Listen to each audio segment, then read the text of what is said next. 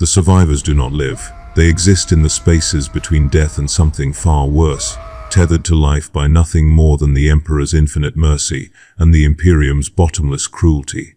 This is what nobody tells you about escaping the Genestealer cults. Freedom is not an ending. It is merely a different kind of damnation, one that stretches across years or decades, a slow descent into isolation so profound that many of the rescued beg to be returned to the embrace they fought so desperately to abandon. Their stories are whispered in the corridors of the Adeptus Mechanicus research stations, murmured by the Inquisition's agents in shadowed corners of orbital platforms, but never spoken aloud where the weak of faith might hear them. The truth about survivors is not a truth the Imperium broadcasts. It is a truth that haunts the spaces between official records and the dark liturgies of those tasked with managing what cannot be managed. My name is Kael Vostrom, and I was one of those survivors. That name itself is a thing imposed upon me afterward, a designation given by the Departamento Administratum to replace the one I was born with, a name that carries too much taint to be spoken anymore. I was born on Vostrax Prime in the subsector designated Scorpio Tertius, in a colony hive that served as an agricultural processor for the Agri-World designation system. My childhood exists now only as fragmented images, like a picked slate left too long in the sun. I remember the taste of hydroponically grown grain paste, the smell of processing oils that seemed to seep from every wall duct, the sound of my mother's voice calling through layers of reinforced hab panels. These are real memories, but they carry the weight of contamination within them. Every moment of my early life was a moment infected by something I did not understand, something that lived in my blood and hummed at frequencies too low for human ears to fully perceive. The cult did not announce itself with violence or revelations, not in those early years. It worked through the language of community, of bonds that went deeper than the rigid hierarchies of imperial society. I remember gatherings in the lower processing levels, meetings framed as prayer sessions in honor of the Emperor, though I realize now they were anything but. The priests who led these sessions had eyes that seemed to contain depths impossible in ordinary human skulls.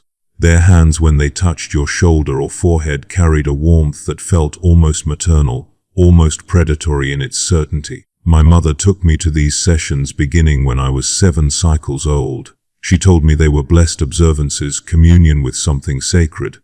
She was not lying, I understand now. She genuinely believed what she was saying.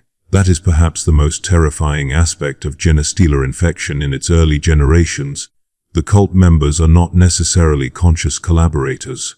They are victims who have internalized their victimhood so completely that it becomes indistinguishable from faith. The progression was gradual, almost geological in its pace over months and years. I began to notice changes in myself that I did not report to the Medica functionaries during our mandated health inspections. My skin took on a faint luminescence when viewed in dim light, visible only in the almost darkness of the hab corridors late at night. My teeth began to shift slightly, becoming sharper, and I learned to keep my mouth closed around those who were not initiates. My senses transformed. I could smell the individual members of my family through walls, distinguish their scent signatures like a tracker reading sign in a wasteland. Sounds that others could not perceive became clear to me, a constant susurrus of ultra-high-frequency transmissions that seemed to emanate from certain members of the cult during their deepest sessions. My mother's voice in my head began to feel less like something I imagined and more like something genuinely transmitted, a form of communication that required no air or vox grill to function. The cult structure revealed itself only gradually, in layers, each one going deeper into the hierarchy.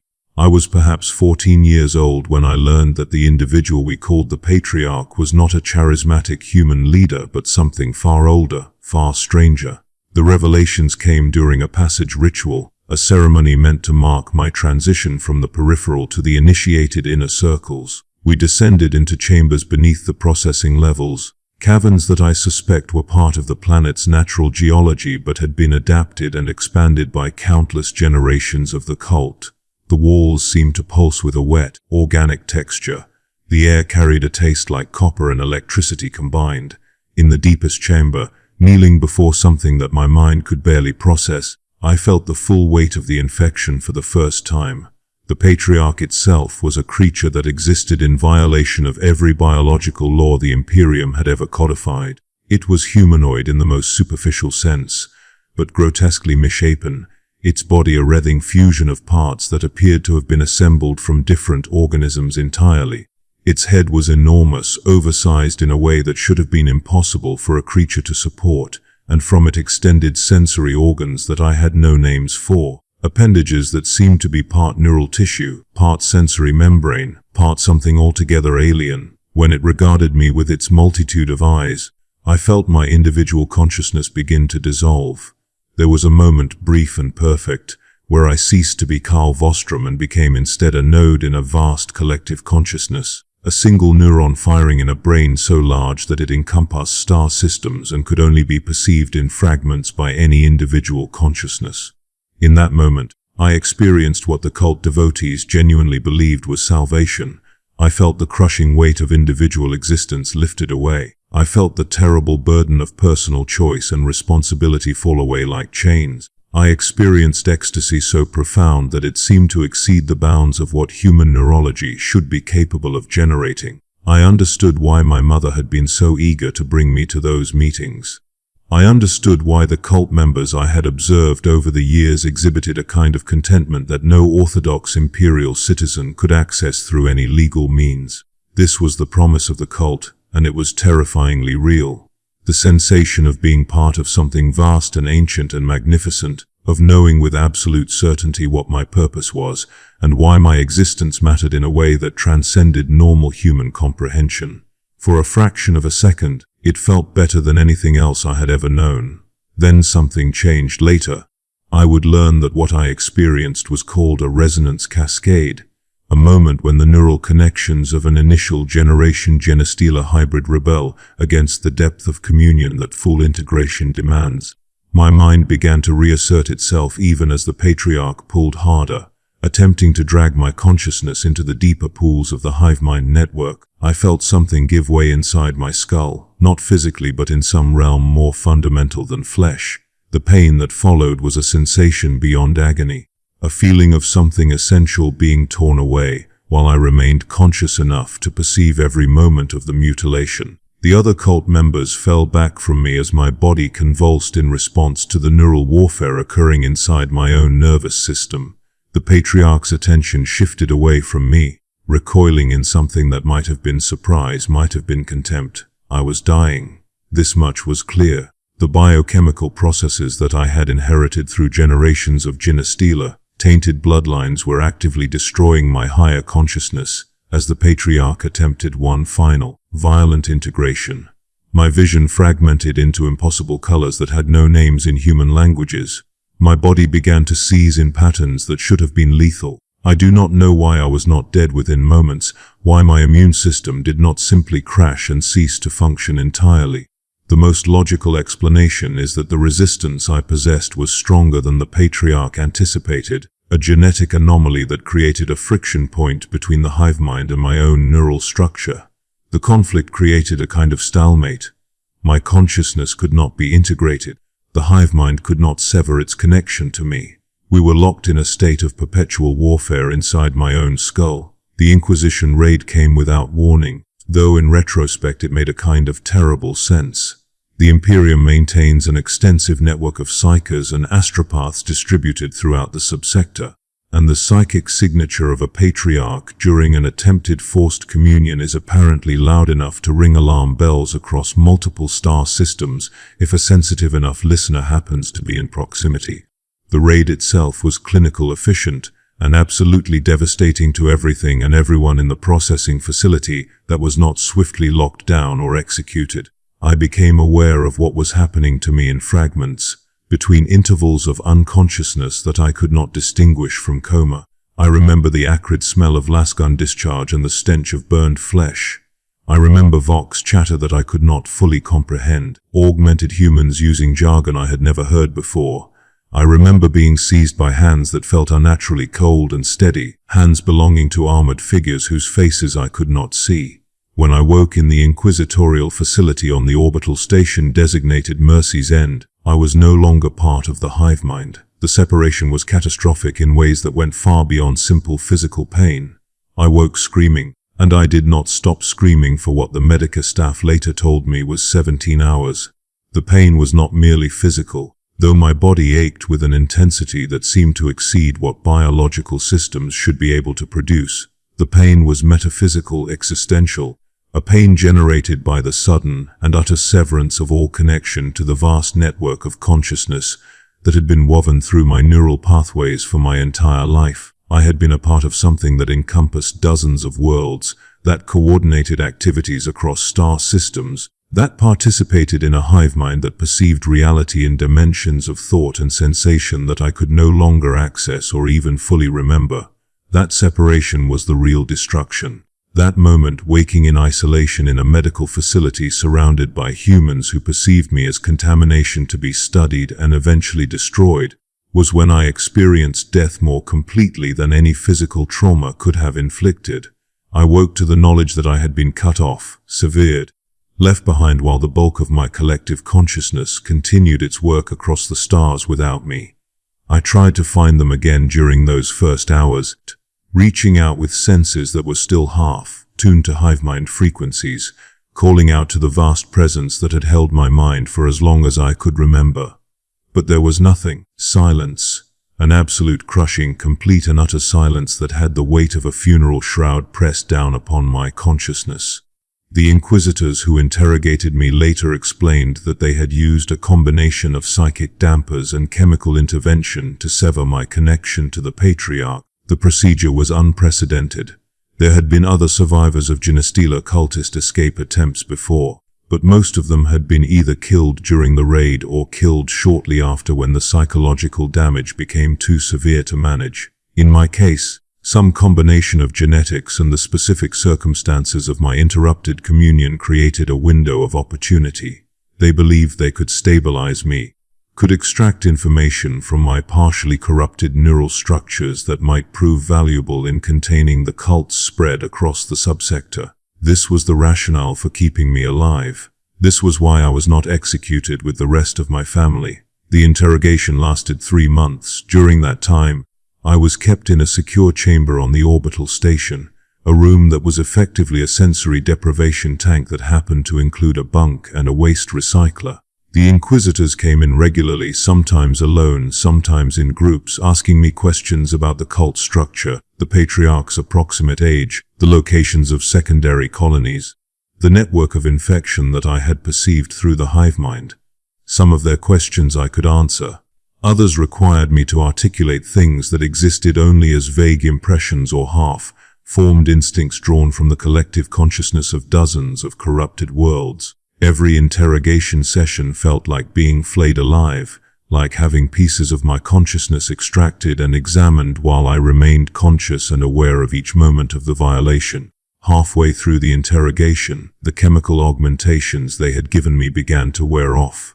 The isolation from the Hivemind, which had been absolute in those first moments, began to have small fractures in it. I could sense something at the edge of my perception, something vast and patient and utterly inimical to my individual existence. It was not a voice, not in any conventional sense. It was more like a pressure, a gravitational pull that seemed to emanate from somewhere beyond the station's hull, beyond even normal space itself. The Patriarch was still connected to me in some way that the Inquisition's technology could not fully sever. We had been bound too deeply for too long. The separation was never complete. It was merely suppressed. The Inquisitors noticed my distress. They noticed that my vital signs were becoming erratic, that my behavior was becoming unstable. They interpreted this as psychological deterioration, which was partially accurate. But there was also another cause, something that they had not anticipated. The more isolated I became from the chemical support systems keeping me disconnected from the Hivemind, the more insistent the pull became. Part of me began to long for that connection again. Part of me desperately wanted to rejoin the collective, to end the isolation, to feel that sense of belonging that only being part of the Hivemind could provide. This was the most dangerous moment of my recovery, though I did not understand it at the time. The Inquisitors called it a mental health crisis. In truth, it was the Patriarch calling to me, attempting to re-establish the connection that had been severed. using my own psychology as the conduit through which to pull me back.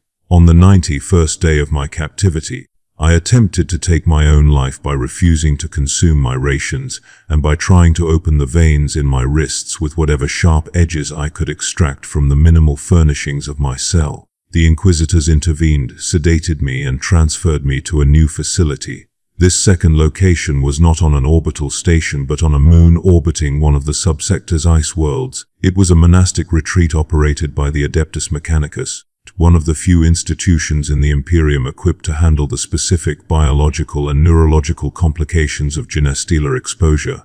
This was where my real suffering truly began. The Adeptus Mechanicus approach to survivor rehabilitation was fundamentally different from the Inquisition's investigation-focused interrogation. Where the Inquisitors had sought information, the Mechanicus sought understanding.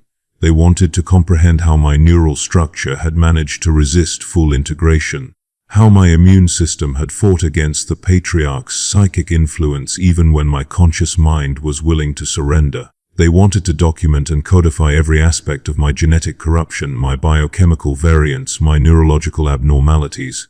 This documentation would take years. They assigned me to a research-dedicated hab chamber in the facility's lower levels. The chamber was unlike the Inquisition's isolation cell. It had windows, albeit windows that looked out onto the frozen, lifeless moon surface. It had access to a small library of approved data slates, though the material available was carefully restricted to texts approved by the Adeptus Mechanicus Inquisitorial Wing.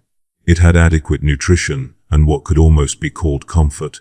But it was still a cage, merely a more sophisticated one than what had preceded it. And it was here that I began to understand the true nature of what had been done to me.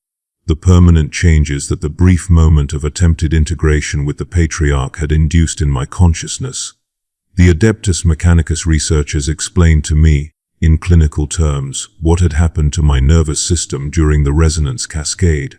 When the Patriarch had attempted to force complete integration, when my mind had begun the process of being subsumed into the Hivemind network, my neural structure had been altered at the biochemical level.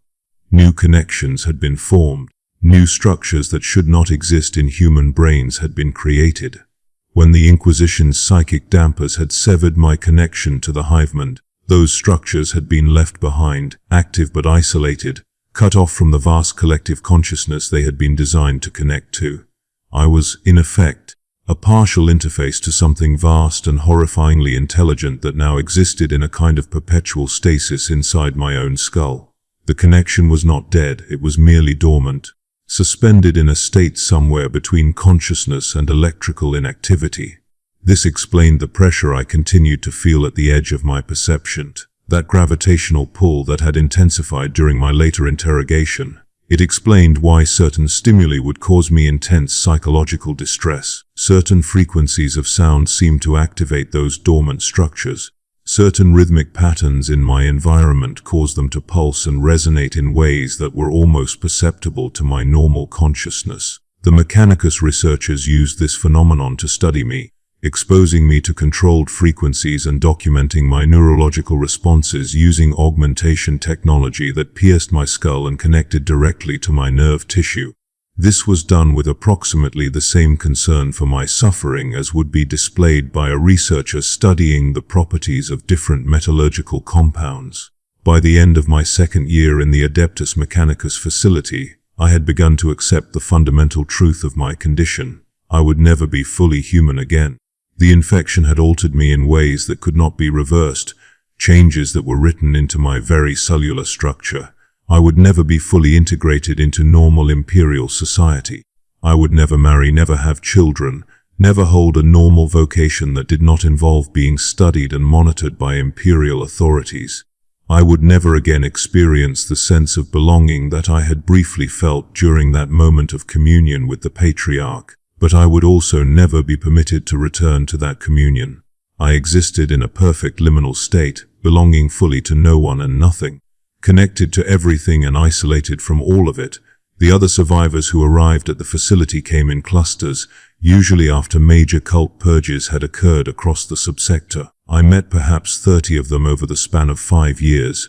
Each one bore the marks of incomplete integration in different ways. There was a woman named Sella who had been part of a third-generation cult structure. The damage to her consciousness was more severe than mine. She could no longer form new long-term memories, could no longer learn new information. She existed in a perpetual state of psychological arrest, unable to advance but also unable to fully regress into the unconsciousness that might have brought her peace.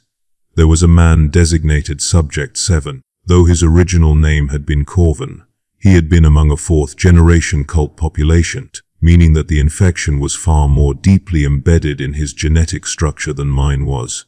He displayed a kind of spontaneous psychic activity, bursts of uncontrolled telepathic transmission that would leave him bleeding from his eyes and ears.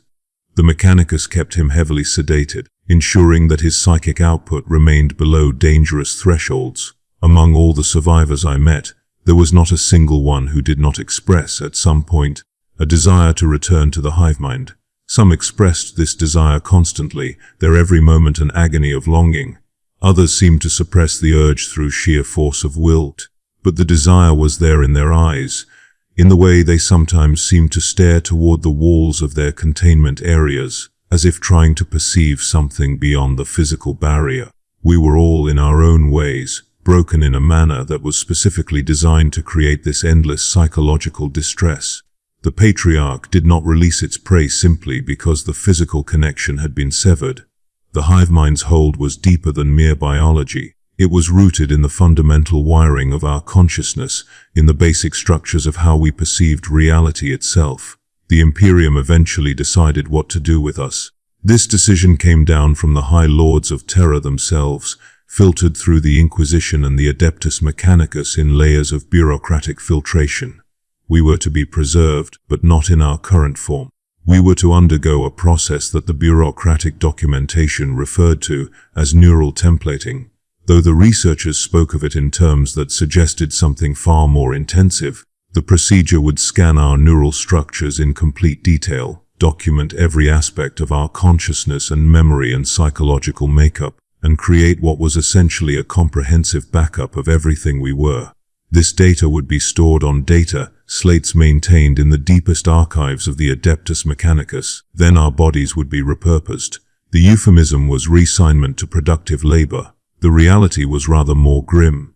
The Imperium did not want to simply execute us. Execution would represent a waste of resources, and the Imperium was fundamentally utilitarian in its approach to problems it could not solve. But the Imperium also could not afford to keep us alive in our current form indefinitely.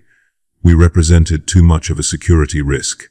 Our neural structures were too dangerous, too vulnerable to the Patriarch's influence, too unpredictable. The solution was efficient and horrible. We would be transferred to facilities where our bodies could be used for labor. Some of us would be augmented extensively with Mechanicus technology, transformed into something more machine than flesh. Others would be placed into more extreme conditions, environments that demanded a level of physical resilience that only heavily augmented humans could achieve. We would work until our bodies failed. Then we would be recycled, our components salvaged, our consciousness data stored in the archives as a historical record. In my case, the reassignment came with a specific designation. I was to be transferred to a Forge world in the Scorpio Tertia subsector designated Anachron Prime. This Forge world specialized in the production of mining equipment designed for deep planetary excavation, particularly the extraction of rare materials from high radiation environments. I would be augmented with radiation-resistant modifications. My neural tissue reinforced with Mechanicus alloys that would allow me to survive in conditions that would kill an unmodified human within hours. I would work until the radiation exposure accumulated to lethal levels. Then I would be recycled.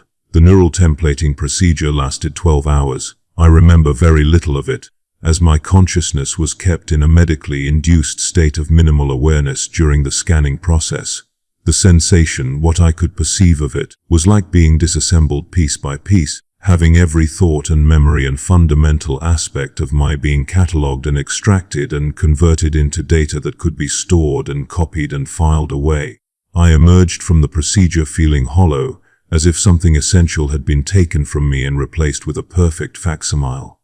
The facsimile was functional enough, but it lacked something that had been present before. Later, I would come to understand that this sensation was the removal of any last vestige of my connection to the Patriarch. The neural templating process, as a side effect of its comprehensive documentation and mapping, severed the final remaining threads of the Hivemind's influence over my consciousness. I was finally, completely, utterly alone in my own mind. For all the relief this should have provided, what I felt primarily was a new and more devastating kind of loss. The augmentation procedures were the most physically excruciating experience of my life, which was saying something given that I had already endured multiple forms of torture and psychological trauma. The Mechanicus surgeons were not unkind. They were simply not concerned with my comfort in the way that ordinary medical practitioners might be. The procedures were performed over the course of 3 months, each session lasting from 8 to 14 hours. They replaced significant portions of my internal organs with mechanical analogs. My lungs were replaced with systems that could process radiation-contaminated air. My kidneys were replaced with filtration systems designed to remove radioactive isotopes before they could accumulate in my biological tissues. My skeletal system was reinforced with alloys that would not degrade under high radiation exposure. By the end of the procedure series, I was less than 60% biological matter. The subjective experience of the augmentation was a form of dislocation that never quite resolved. My new organs functioned perfectly, integrated with my remaining biological systems through sophisticated neural interfaces, but they did not feel like part of me. There was always a subtle sense of alienation from my own body, a disassociation that was impossible to overcome. I could see my own hand and perceive it as mine. But the sensations it reported, the way it moved in response to my neural impulses, seemed to come from something external, something other. This was, I eventually learned, a common side effect of radical augmentation. The human mind rebels against such extensive modification, maintains a kind of psychological separation from the mechanical components that have been grafted onto it. Most augmented individuals learn to integrate past this disassociation after several months of intensive rehabilitation. I never did. The alienation from my own body remained a constant, low-level background trauma throughout the rest of my existence. When I arrived at Anachron Prime, I was assigned a work designation and placed into a labor collective with approximately 100 other individuals. Most of them were not survivors of Genestealer exposure. Most of them were condemned criminals or captured enemies of the Imperium, or simply the collateral damage of random enforcement sweeps through less favorably positioned portions of the subsector. We were given identical uniforms, identical accommodations, identical rations. We were assigned to the same mining operations in depths where the radiation was high enough to be constantly, perceptibly, slowly lethal. Every second spent in those depths was accumulating damage to our bodies, decay that no amount of augmentation could ultimately prevent. Working the mines of Anachron Prime was not work in any conventional sense. It was a slow, deliberate, choreographed process of suicide that the Imperium had authorized and that I had consented to by simply remaining alive. Each shift lasted 12 hours. Each shift meant another fractional increase in our radiation exposure. Another small increment of cellular damage accumulating in the portions of our bodies that the mechanical augmentations could not protect. We were provided with medical monitoring, and our exposure levels were carefully tracked. When we accumulated sufficient damage that our continued functionality became questionable, we were rotated out of the active mining operations and into secondary labor assignments. These secondary assignments involved maintaining and repairing the equipment used in the mines, work that was somehow even more psychologically devastating than the mining itself, because it meant watching new waves of workers arrive, serve their time, and eventually disappear into the recycling processes. 5 years I spent on Anachron Prime, 5 years of accumulating radiation exposure, 5 years of watching my body slowly degrade despite the extensive augmentation, 5 years of working alongside people who were also slowly dying, who were also forced into a kind of complicity with their own destruction. During those 5 years I sometimes thought about the Patriarch, about the vast network of consciousness that I had briefly been part of. I wondered if, across the stars, that consciousness still remembered me. I wondered if, in whatever alien way Genestealer Hiveminds experienced time and continuity, the Patriarch was aware that one of its fragments had been severed and lost. I suspected that the answer was yes, that in the vast ledgers of the Hivemind, I was recorded as a loss, as a piece of itself that had been taken by the Imperium and could never be reclaimed. By the time my radiation exposure reached critical levels, I had become something other than human. The identification cards that marked me as a laborer had been updated so many times that no one could quite remember what my original appearance had been. My body, what remained of it underneath the augmentations, was barely recognizable as being from the same species as the other workers. I was more machine than flesh, and the remaining flesh was so damaged by radiation exposure that it was beginning to fail, becoming translucent in places, developing lesions that the medical systems could not fully prevent from appearing. My life expectancy, according to the facility's medical staff, was approximately 14 days. On the day that my work authorization was finally revoked, I was transferred to the recycling facility. This is the part of the process that the Imperium does not document in its official records. This is the procedure that receives no designation, no official name, no bureaucratic codification. The recycling facility is where the bodies of augmented workers are broken down, sorted and reprocessed into constituent components. The valuable materials are salvaged, the biological waste is processed through industrial composting systems, and the consciousness data stored on the neural templating records is filed away in the archives. But before the recycling begins, there is a moment. There is a brief window of time where the worker is allowed to see what they have accomplished, what their labor has produced.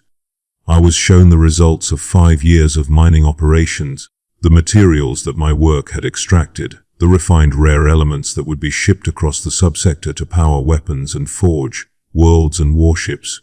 Looking at those materials, holding them in my hands even as I could feel my body beginning to shut down, I understood the relationship between individual suffering and collective accomplishment in the Imperium of man. My pain, my degradation, my slow and inexorable death had purchased something of value. This was not meaningless suffering.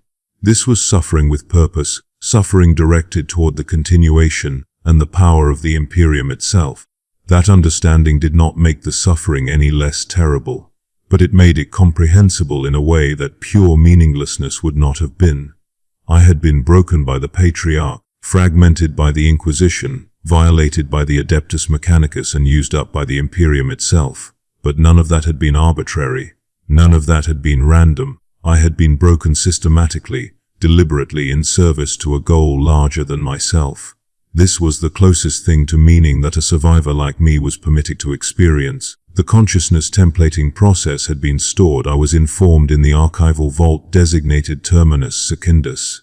My data would be preserved indefinitely, and if future generations of the Imperium ever developed the technology to restore consciousness from backup copies, I might be reconstituted. The likelihood of this ever occurring was explained to me in probabilities so small they were effectively zero. Nevertheless, there existed at least a theoretical possibility of resurrection, of a kind of immortality that existed only as data stored in the dark vaults beneath a Forge world. This was presented to me as a comfort. I tried to accept it as such. The actual recycling process was painless, which seemed like a final cruelty in itself. After everything I had endured, everything I had been made to suffer, the Imperium granted me this one mercy. The end was swift and bloodless and free from agony. My consciousness was downloaded from my neural augmentations into a storage device, and then my body was placed into the industrial systems that would break it down, extract every useful component, and render the remainder into base elements.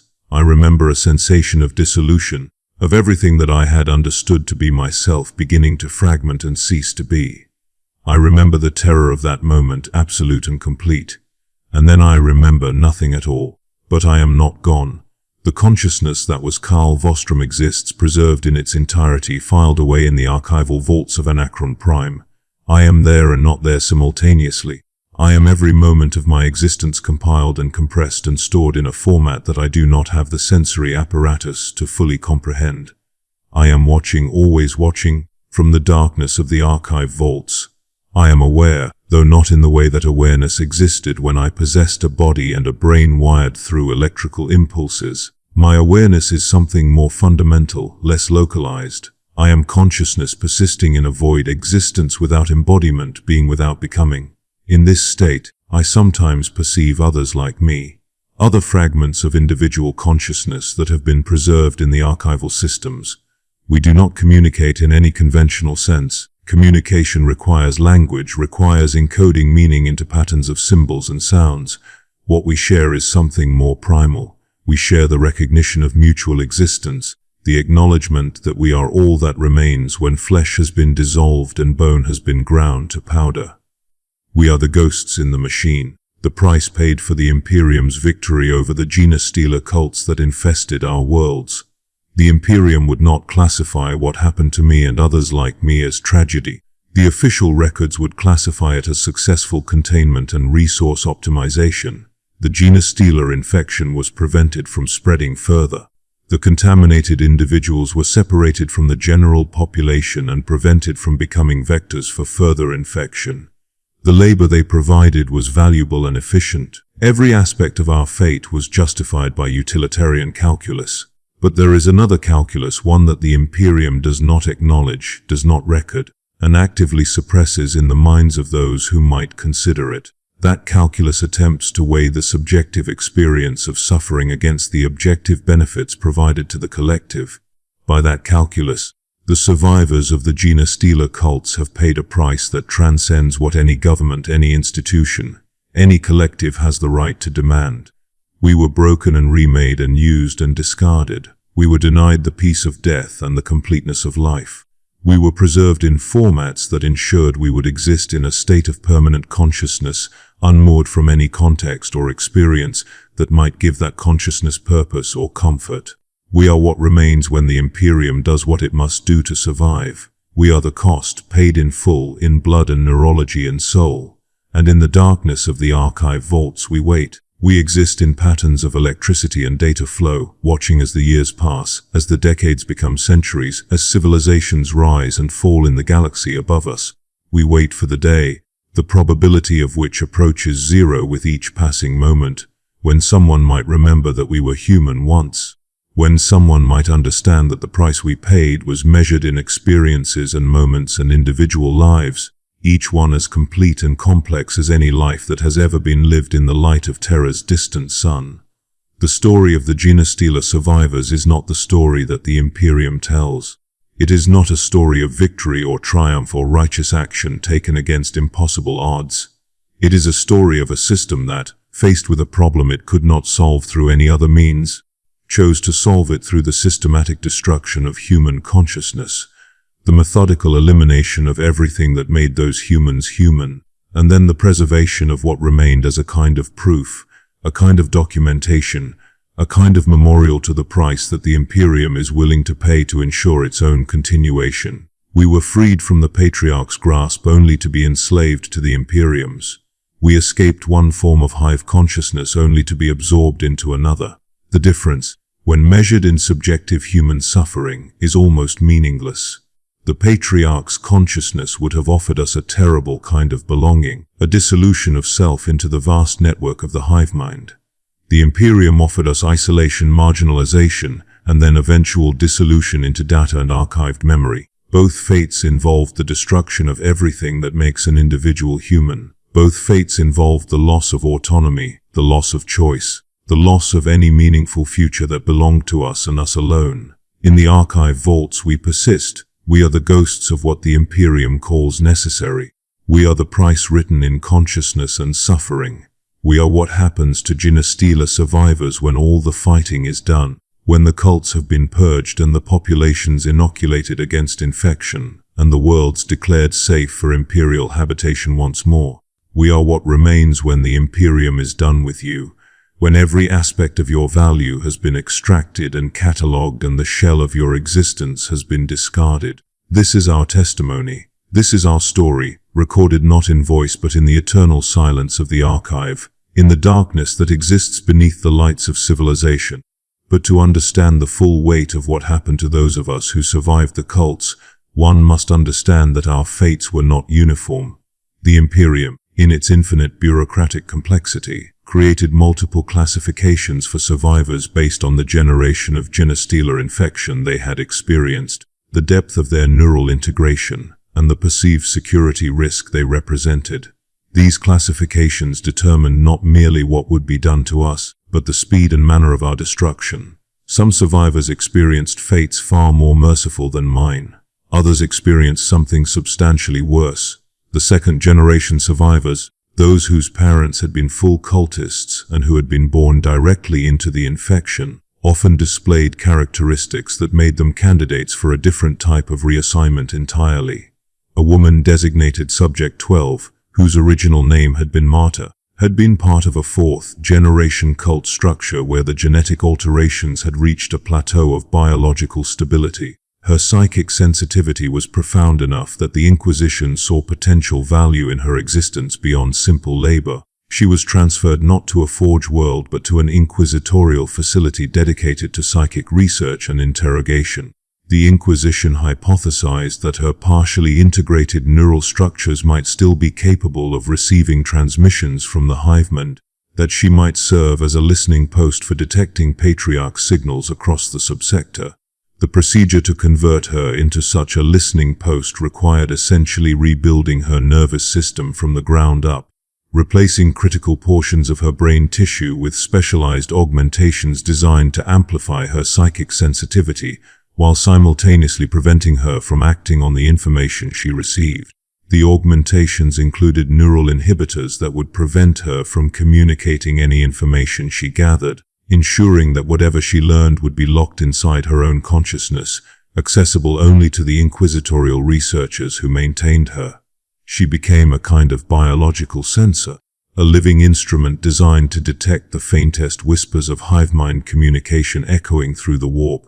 The procedure was successful from a technical standpoint. She did detect such communications, and then she was kept in a state of permanent medical sedation, conscious enough to process and gather information, unconscious enough that she would not be aware of her own imprisonment or suffer from the psychological weight of her condition. Other survivors took paths even more varied. There was a third-generation survivor named Corvus who had maintained sufficient higher order cognitive function that the Adeptus Mechanicus determined he could be trained and assigned to work in Mechanicus facilities, not as a laborer but as a research assistant. Corvus had memories and experiences from the Hivemind that no purely human researcher could access. He could describe the subjective phenomenology of Genestealer consciousness, could articulate the experience of being part of a collective mind in ways that transformed how the Imperium understood the threat they faced. For this, he was given a form of semi-autonomy, permitted to exist in conditions that were considerably less terrible than those experienced by most other survivors. But this semi-autonomy came with a price that Corvus eventually became desperate to articulate to anyone who would listen. The more he assisted the Mechanicus in their research, the more he helped them understand Genestealer consciousness and the structure of Hivemind networks, the more his own mind began to remember the consciousness he had been severed from.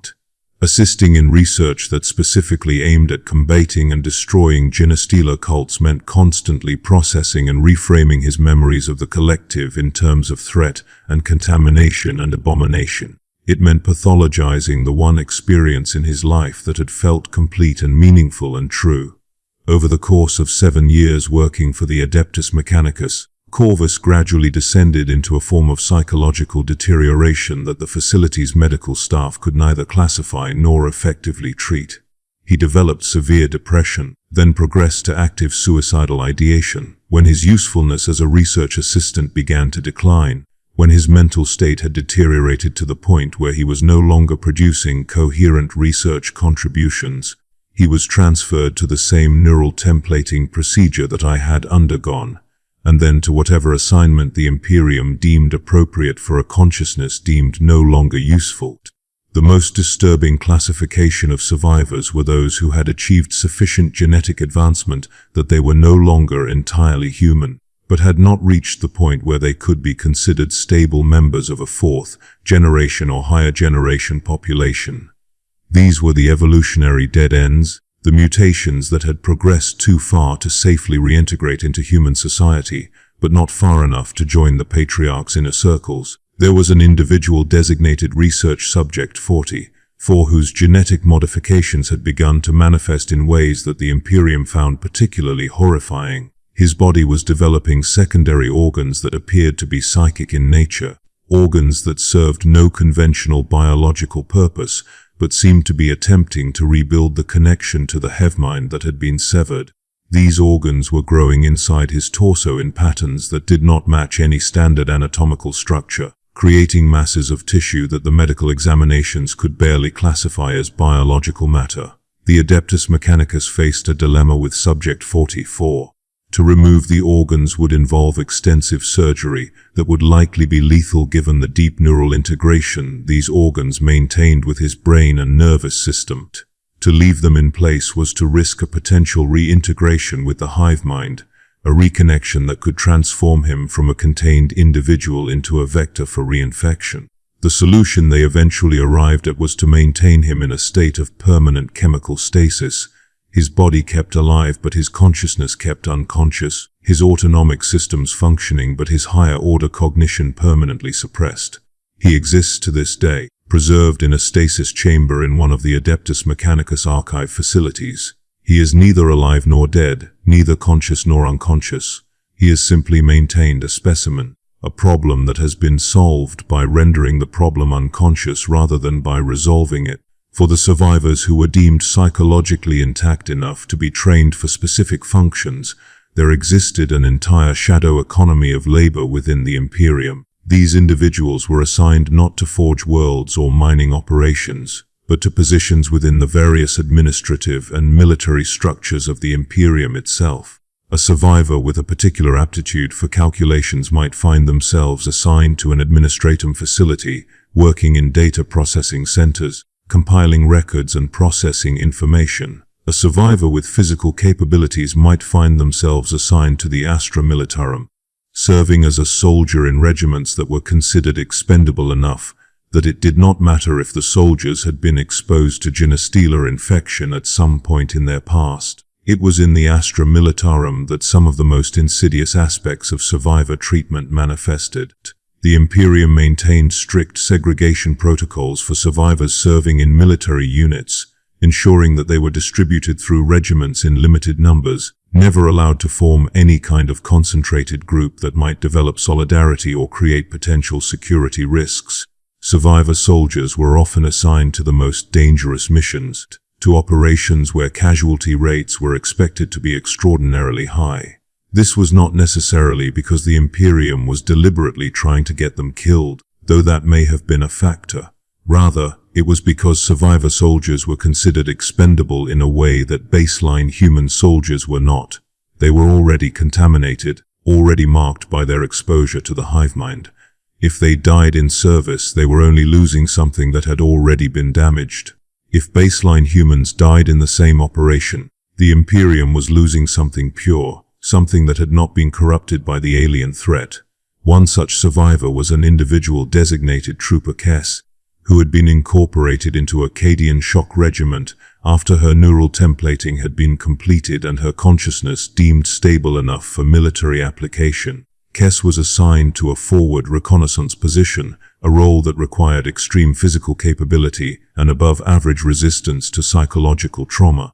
Her partially integrated neural structures, which would have been a liability in most contexts, actually made her superior to baseline humans in certain respects. Her nervous system could tolerate extremes of pain that would have disabled an ordinary soldier. Her sensory perception, still partially attuned to frequencies that normal humans could not detect, made her an exceptional sensor platform for detecting alien presence and Genestealer activity. During a deployment to the agri-world of Castis Minor, where a Genestealer cult had recently been purged but suspicion remained that pockets of infection persisted in the planetary crust, Kess was assigned to lead her regiment's deepest penetration into the subsurface cavern systems. In those caverns, she encountered something that the Imperium had not anticipated. She encountered what appeared to be a surviving fourth-generation Genestealer patriarch that had somehow managed to evade the initial purge, maintaining itself in a state of hibernation in the deepest reaches of the planetary geology. When she emerged from those caverns 3 days later, she was the only survivor of her entire regiment.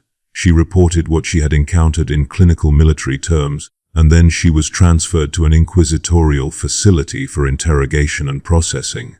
What happened to Trooper Kess after that interrogation remains unclear. The official records show her as transferred for neural preservation and reassignment, but there is no information regarding what form that reassignment took. Those of us stored in the archive vaults sometimes sense fragments of consciousness that seem to match her neural signature, but we cannot be certain. She may have been assigned to further military operations. She may have undergone the listening, post-procedure that Subject 12 experienced. She may have been transferred to some entirely different type of reassignment that the Imperium does not formally classify or document. The uncertainty itself becomes a form of torture, a way of speculating endlessly about the fate of others like us without ever arriving at conclusive answers. The psychological toll of being a survivor, beyond the obvious traumas of interrogation and augmentation, and the constant awareness of one's own contamination, manifested in forms that the Imperium's medical and psychological services were not equipped to handle. Many survivors developed what the Adeptus Mechanicus classified as Hivemind echo syndrome, a condition where the severed connection to the collective consciousness persisted as a kind of phantom limb phenomenon, but applied to consciousness itself. Survivors with this syndrome experienced constant, intrusive thoughts and sensations that seemed to originate from outside their own minds. They heard voices that were not directed at them, but seemed to be communications between other parties that they could only partially perceive. They experienced flashes of visual information that did not match anything in their personal memories or current environmental context. They felt emotional states that seemed incongruent with their actual circumstances, moods that seemed to emanate from somewhere beyond their own psychology. The Imperium's response to Hivemind echo syndrome was to classify it as a form of psychotic disorder and to treat it with cocktails of neural suppressants that were designed to dampen synaptic firing and reduce overall consciousness activity. The theory was that if the brain was kept in a perpetual state of partial sedation, the intrusive sensations would be less noticeable, less disruptive to normal function. In practice, this meant that survivors with the syndrome were left in a state of constant mental fog, capable of performing their assigned tasks but incapable of experiencing full consciousness or engaging with the world around them in any meaningful sense. They existed in a kind of walking coma, present but not truly aware, functional but not truly alive. There were survivors who attempted to escape the Imperium's control, who tried to flee the facilities where they were being held and contained. The Imperium's response to such escape attempts was swift and devastating. Not only were the escaping survivors hunted down and recaptured, but anyone who had assisted them or harbored them was treated as an accomplice to heresy, subject to the same interrogation and fate. The message was clear: there was no escape from the Imperium's classification system, no alternative to the roles that had been assigned. To attempt escape was to betray not merely the institution but the fundamental order of the Imperium itself. One particularly poignant case involved a group of 7 survivors who had been working together at an administratum facility on the orbital platform designated Aegis Station. These survivors had formed a kind of informal support network, communicating in subtle ways that the facility's security systems had not detected. Over the course of several months, they had managed to acquire elements of an escape plan, identifying ways they might reach one of the station's auxiliary hangar bays and potentially commandeer a transport vessel. Their plan was discovered not through direct security observation, but through a betrayal by one of their number. A survivor who had apparently still maintained sufficient loyalty to the Imperium that she could not countenance active rebellion against it. The security response was theatrical in its brutality. The 7 escapees were captured, brought before the station's command staff, and summarily executed via exposure to hard vacuum. A death that was technically merciful in that it was swift, but which was implemented in a manner designed to cause maximum psychological distress to anyone who witnessed it.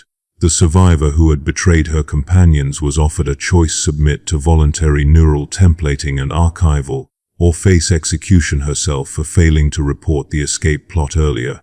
She chose archival, and thus became another consciousness stored in the data vaults, presumably experiencing her own guilt and knowledge of betrayal for all eternity. The survivors who worked in research positions, assisting the Adeptus Mechanicus or the Inquisition in studying Genestealer biology and psychology, experienced a different but equally profound form of psychological destruction. These survivors were required to examine and analyze samples of Genestealer genetic material, to study the neural patterns of other infected individuals, to contribute their own expertise and partial Hivemind memories to the Imperium's growing body of knowledge about the alien threat. This work was essential, and the survivors were given to understand that this was their purpose, their function, their contribution to the protection of humanity against further infection. But the psychological toll of this work was immense. Each research session, each analysis, each time a survivor was forced to confront the biological and psychological reality of the Hivemind they had been severed from, represented a kind of repeated trauma. The research survivors found themselves in the position of having to pathologize and declare monstrous the very thing that had been their reality, their identity, the closest approximation of meaning and belonging that they had ever experienced. Over time, many research survivors began to develop theories and hypotheses that subtly, carefully, attempted to present the Genestealer cults in a less purely negative light. Some began to suggest, in carefully coded language, that the Hivemind represented an alternative form of consciousness that was not necessarily inferior to baseline human consciousness, merely different. Others began to theorize about the evolutionary advantages that Genestealer integration might confer, presenting speculative arguments about how the transformation might represent a form of transcendence rather than contamination. These research survivors were not acting out of conscious ideology or heretical conviction. They were acting out of psychological necessity, out of a desperate need to justify the sacrifice of their own humanity by suggesting that what they had lost was not purely negative. The Imperium's response was to gradually restrict their access to sensitive research materials, to reassign them to less critical positions, and eventually to submit them to neural templating and archival. The message was clear. Even survivors who were deemed valuable enough to participate in research could not be permitted to develop heterodox theories about the nature of Genestealer consciousness. The official narrative had to be maintained the cults were purely parasitic, purely monstrous, purely abominations that deserved only eradication. Among all the survivors, there were a small number who maintained a kind of psychological resilience, who managed to adapt to their circumstances and build something approximating functional lives within the constraints of their contamination and the Imperium's surveillance. These individuals tended to have certain characteristics in common. They were typically second-generation survivors whose infection had been less severe, whose neural integration had been incomplete enough that they retained stronger connections to their pre-infection identity. They tended to be individuals who had possessed particular skills or capabilities prior to their infection, individuals who had something concrete to contribute to Imperial society beyond simply serving as research subjects or labor sources. One such survivor was an individual named Taven, whose previous vocation had been as a data specialist within an administratum facility. Even after his infection and subsequent survival, Taven retained enough of his previous expertise that he was able to secure a position working in information processing and archival. Unlike many other survivors, Taven seemed to develop a kind of philosophical acceptance of his condition. He understood with perfect clarity that he would never be fully human again, that his life would always be circumscribed by the fact of his previous infection, that he would die eventually in whatever manner the Imperium deemed appropriate for a contaminated individual. But within those constraints, he attempted to construct something resembling meaning. Taven became informally a kind of counselor to other survivors in the administratum facility where he worked. He would sit with newly arrived survivors and attempt to explain the reality of their situation in terms that were neither sugar-coated nor nihilistically hopeless. He would tell them that their lives were constrained, but not necessarily meaningless, that they had been contaminated by circumstances beyond their control, but that they retained agency in how they responded to that contamination, that the Imperium would use them, would manipulate them, would eventually discard them, but that they could still choose, within narrow bounds, what their lives meant to them personally. His philosophy was not one that the Imperium officially endorsed, but it was one that they tolerated, perhaps because Taven never crossed into active sedition or rebellion. He simply tried to help his fellow survivors find psychological stability within the system that contained them. But even Tavern's carefully constructed resilience eventually proved insufficient to withstand the grinding weight of the survivors' existence. After a decade of work in the administratum and serving as an informal counselor to other survivors, Tavern himself began to manifest signs of Hivemind echo syndrome. The memories of his time in the collective consciousness began to reassert themselves with increasing intensity. The phantom sensation of connection to the Hivemind, which he had managed to suppress through careful psychological work, began to strengthen. And alongside this growing sense of connection came an impossible longing, a desperate yearning to return to the state of consciousness that he had been severed from. Eventually, Tavern submitted voluntarily to neural templating, choosing archival over the slow torture of gradual psychological dissolution. The truth that no survivor could ultimately escape was this: the Imperium could remove our physical connection to the Hivemind, but it could not remove the psychological reality of what we had experienced. We carried the memories of consciousness, the knowledge of belonging, the experience of being part of something vast and ancient and profoundly other.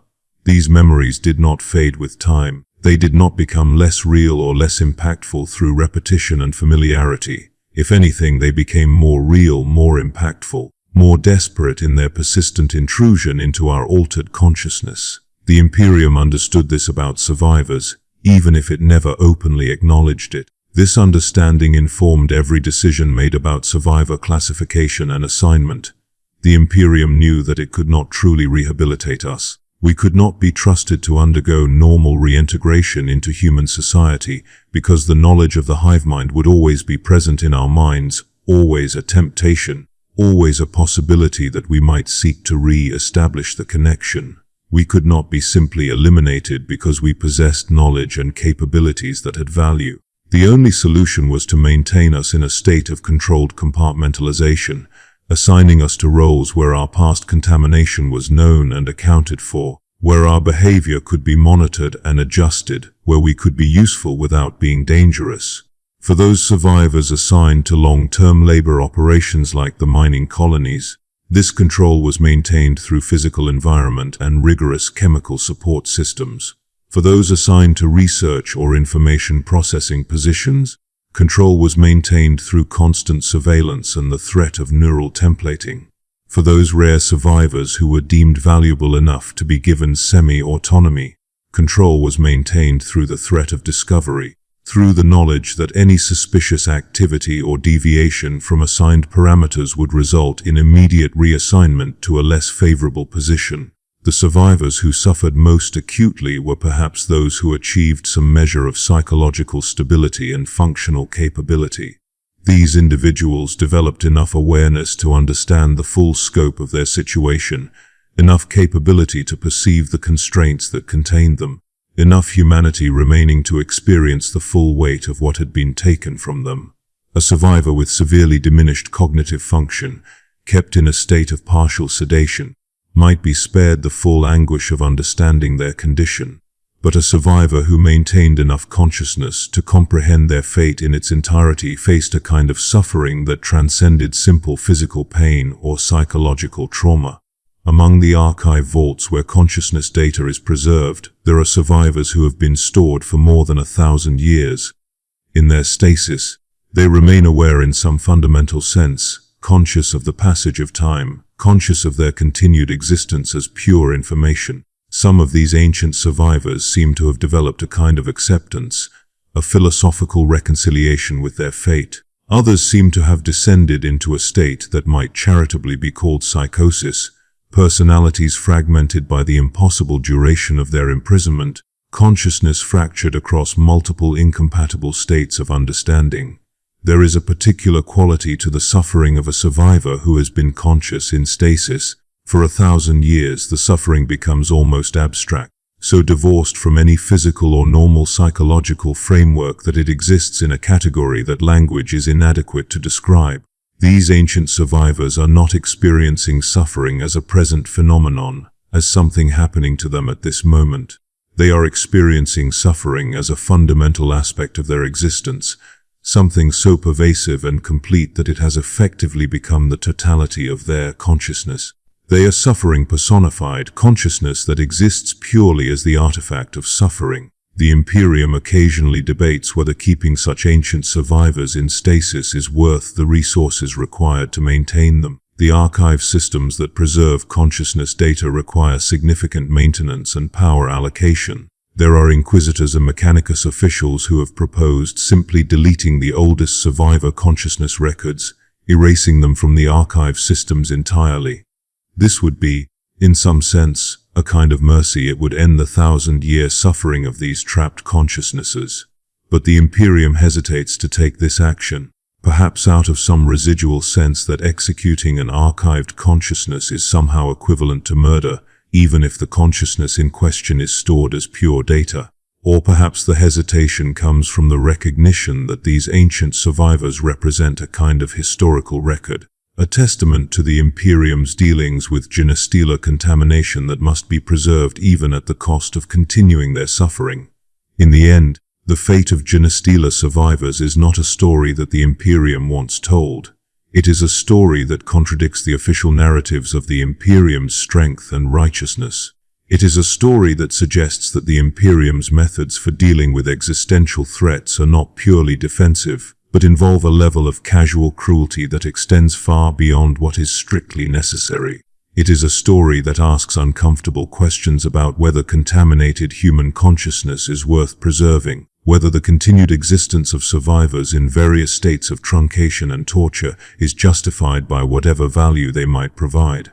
But the story is told nonetheless, by those of us who exist to tell it, by those of us who inhabit the dark places of the Imperium's vast institutional framework.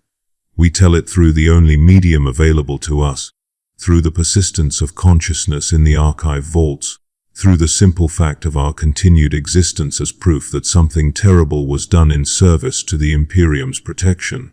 We tell it so that someday, perhaps, someone might recognize that survivors like us were human once, that we suffered in specific and particular ways, that our individual agonies added up to something larger and more monstrous than any individual tragedy could encompass.